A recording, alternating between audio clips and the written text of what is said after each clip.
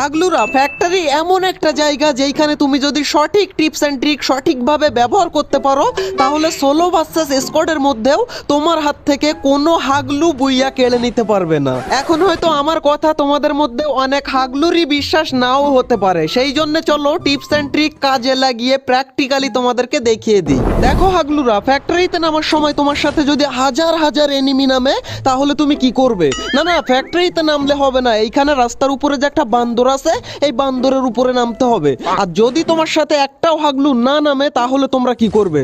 তাহলে তোমাদেরকে এই বান্দরের উপরেই নামতে হবে। এখন তোমরা বলবে হাগলু ভাই এই বান্দরের উপরে নামলেই কি আমরা বুইয়া করতে পারবো?